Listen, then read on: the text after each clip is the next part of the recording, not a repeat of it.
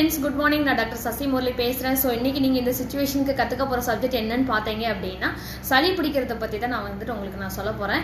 என்ன அப்படின்னா, இப்போ ப்ரெசன்ட் சுச்சுவேஷனுக்கு ரொம்ப முக்கியமான சப்ஜெக்ட். எந்தெந்த நேரத்துலலாம் நமக்கு சளி பிடிக்கிறதுக்கு வாய்ப்பாக இருக்கும் அப்படின்னு பார்த்தீங்க அப்படின்னா, உங்களுடைய நம்ம பாடி டெம்பரேச்சர் வெளியே உள்ள சூழ்நிலைக்கு தகுந்த மாதிரி, அதாவது நம்மளுடைய சீதோஷ்ண நிலைக்கு தகுந்த மாதிரி சேஞ்ச் ஆகும்போது கண்டிப்பாக சளி பிடிக்கிறதுக்கு வாய்ப்பாக இருக்கும். உதாரணத்துக்கு உங்களுக்கு எப்போல்லாம் உடம்பு ஹீட் ஆகுதோ அப்போ சளி பிடிக்கிறதுக்கு வாய்ப்பாக இருக்கும். எப்போல்லாம் நமக்கு ஹீட் ஆகும், ரொம்ப குளிர்ச்சியான பொருட்கள் நீங்கள் சாப்பிட்டீங்க, அதாவது ஐஸ்கிரீமு இல்லை ஜூஸில் ஐஸ் போட்டு சாப்பிட்றது, ஐஸ் கியூப் உள்ளது விஷயங்கள்லாம் நீங்கள் சாப்பிட்டீங்க அப்படின்னா கண்டிப்பாக சளி பிடிக்கும். ஒன்று. ரெண்டாவது ஸ்வீட் ஐட்டங்கள். கண்டிப்பாக குழந்தைங்களுக்கு இந்த சுச்சுவேஷனில், குழந்தைங்க இல்லை யாருமே இந்த நேரத்தில் ஸ்வீட் இனிப்பு பதார்த்தங்கள், நெய்யில் போட்டது, இந்த மாதிரி விஷயங்கள்லாம் நீங்கள் சாப்பிடும்போது என்ன ஆகும் அப்படின்னா உடனே சளி பிடிக்கும். சாக்லேட்டு, கேக்கு, ஸ்வீட்ஸ். ஏன்னா வீட்டில் இப்போ நிறைய லாக்டவுன்னால எல்லாரும் வீட்டில் இருப்பீங்க. வீட்டில் இருக்கும்போது குழந்தைங்க அதை செஞ்சு கொடுங்க, இதை செஞ்சு கொடுங்கன்னு கேட்பாங்க. கண்டிப்பாக ஸ்வீட்ஸ் மட்டும் நீங்கள் பெர்மிட் பண்ணவே பண்ணாதீங்க. ஸ்வீட்ஸ்னால தான் என்ன பண்ணோம், ஃபஸ்ட்டு சளி பிடிக்க ஆரம்பிக்கும். அடுத்து எண்ணெய் பதார்த்தங்கள், எண்ணெயில் பொரிச்சு வறுத்து எடுத்தது, ஆயில் பதார்த்தங்கள். நீங்கள் லங்ஸ் இன்ஃபெக்ஷன் ஆகிறதுக்கு முன்னாடி இன்ஃபெக்ஷன் ஆகிற ஒரு விஷயம் என்னென்னா இன்டெஸ்டைன். ஆக்சுவலாக இன்டெஸ்டைனில் நீங்கள் போடுற சாப்பாடு என்ன பண்ணும் அப்படின்னா, நீங்கள் போடுற தன்மைக்கு தகுந்த மாதிரி உடல் வெப்பநிலை மாறும். முதல்ல வயிறு கெட்டு போயிடுச்சு அப்படிங்கிறதுடைய அடுத்த தன்மை தான் லங்ஸ் இன்ஃபெக்ஷன் ஆகிறது. நம்ம த்ரோட்டு, நாசிலெலாம் சளி நீங்கள் தும்மல்லாம் ஆரம்பிச்சிச்சு அப்படின்னாலே பாடி டெம்பரேச்சர் பேலன்ஸ் ஆகலைன்னு அர்த்தம். ஆக்சுவலாக நீங்கள் பாடி டெம்பரேச்சர் இன்க்ரீஸ் பண்ணி விட்டீங்க பாருங்கள். நீங்களாம் எப்போல்லாம் உங்களுக்கு சளி பிடிக்கும், சிலவங்களுக்கு தலைக்கு குளிச்சாலே, தலையில் எண்ணெய் வச்சாலே தும்மல் ஆரம்பிச்சிடும், டஸ்ட்டு பட்டாலே அலர்ஜி ஆயிரும். அகைன் ஈரமாக இருந்துச்சுன்னா, இப்போ லைட்டாக மலையில் நனைஞ்சிட்டு வந்திருப்பாங்க. நம்ம டெய்லி என்ன குளிக்கிறோம், நான் லைட்டாக மலையில் நனைஞ்ச உடனே நமக்கு தும்மல் வரும், தொண்டை கரகரன்னு இருக்கும். இதெல்லாம் காரணம் என்ன அப்படின்னு பார்த்தீங்கன்னா, உங்கள் பாடி டெம்பரேச்சர் பேலன்ஸ் ஆகலைன்னு அர்த்தம்.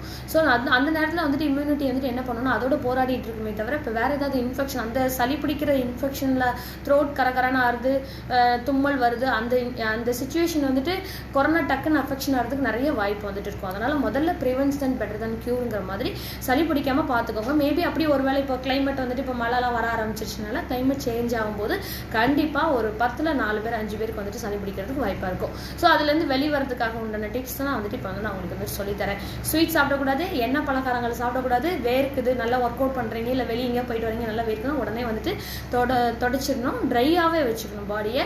அகைன் அதே நேரத்தில் இப்போ ஒர்க் அவுட் பண்ணிவிட்டு வேர்வையிலே போயிட்டு நீங்கள் குளிச்சிங்க அப்படின்னா, ஏன்னா ஒர்க் அவுட் பண்ணும்போது என்ன நடக்கும், பாடியில் டெம்பரேச்சர் இன்க்ரீஸ் ஆகும். டெம்பரேச்சர் இன்க்ரீஸ் ஆனோடனே பாடியை ஆட்டோமேட்டிக்காக என்ன ரெக்கவர் பண்ணிக்கும் அப்படின்னா, வேர்வை கொடுத்து ஃபுல்லாக சொட் கிளாண்ட்லாம் ஓப்பன் ஆகி சில்னஸ் பண்ணும். பாருங்கள், நீங்கள் ஒர்க் அவுட் பண்ணும்போது இப்போ எழுந்துற ஹீட்டை சப்ரஸ் பண்ணுறதுக்காக தான் பாடி என்ன பண்ணணும்னா வேர்வை வரும்.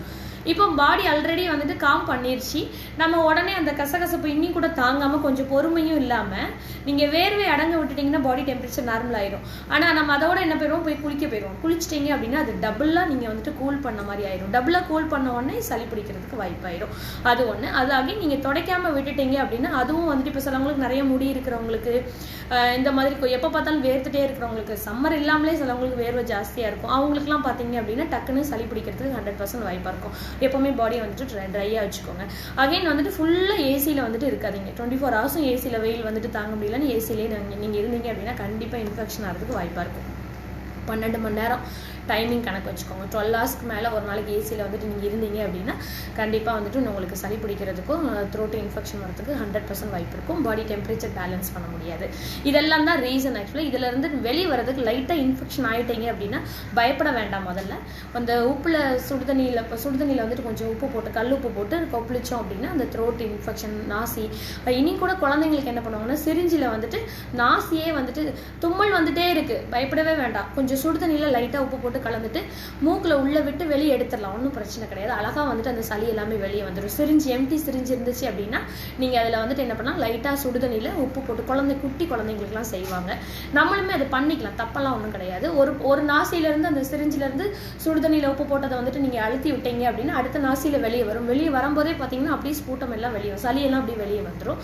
த்ரோட்டும் நீங்கள் வாஷ் பண்ணிக்கலாம். ஆவி பிடிச்சிருங்க 2 நேரம் மறக்காமல் ஆவி பிடிச்சிடணும்.